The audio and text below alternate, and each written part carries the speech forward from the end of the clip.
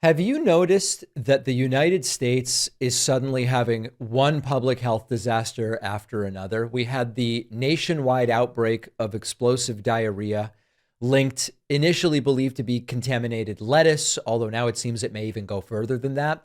We now have 1.6 million eggs recalled because they might be contaminated with salmonella. And this is happening in the middle, as I already told you earlier this week, of the worst outbreak of measles in the United States in 35 years. And so maybe you're wondering, is this like bad luck or something? Or did something change here? And the FDA announcing this recall of nearly 1.6 million eggs in multiple states because they may contain salmonella, which is a bacteria that can also cause severe diarrhea, vomiting, fever, nausea, hospitalization, especially for young kids and for older adults and people with weakened immune systems. Now, do food recalls happen under every presidential administration? Of course. Can presidents promise no outbreaks? No. This is not just one recall. We are also dealing with this massive cyclospora outbreak linked to lettuce and maybe more vegetables. That's causing explosive diarrhea in thousands of people in more than 40 states.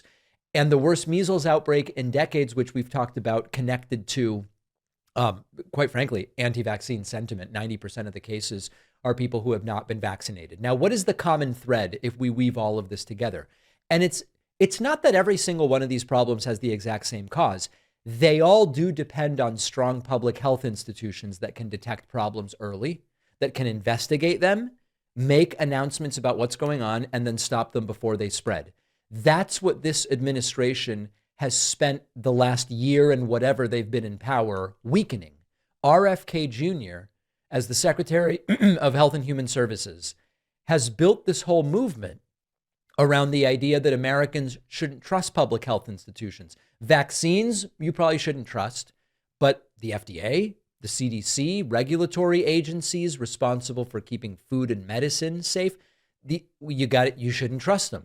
And the philosophy has become government regulators are the problem.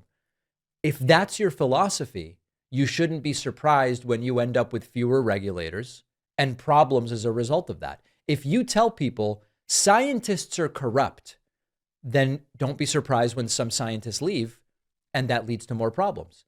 And if you slash agencies in order to get more efficient, like Doge said we were going to be, don't be surprised when the agencies are less effective. And a lot of people are missing this.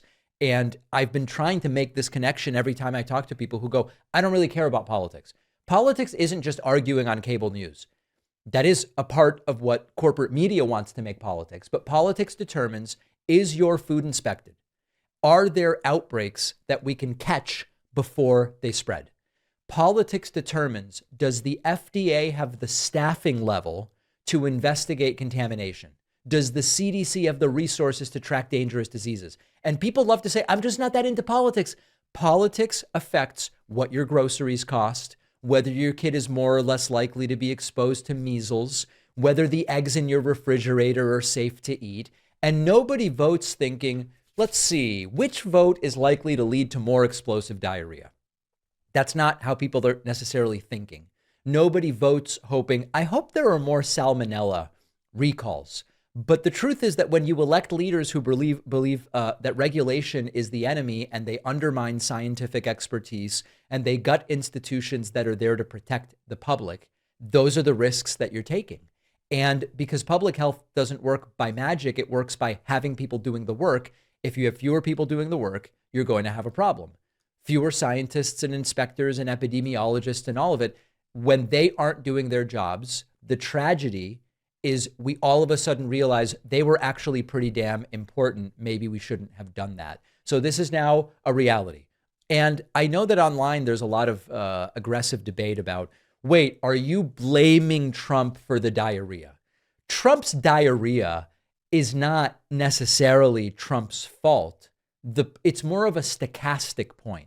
Big, just top level. Less of a budget for inspection, tracing, etc., increases the probability that stuff like this gets more out of control rather than being controlled early. This shouldn't surprise anybody. Again, going back to the voter who said, well, I voted for him once, Fool me once, fool me twice, fool me 3 times. I finally figured it out.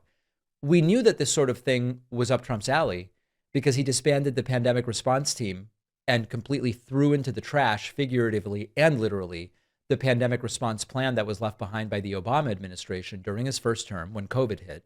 And thus, the American COVID response was a disaster relative to many other countries. So it was predictable.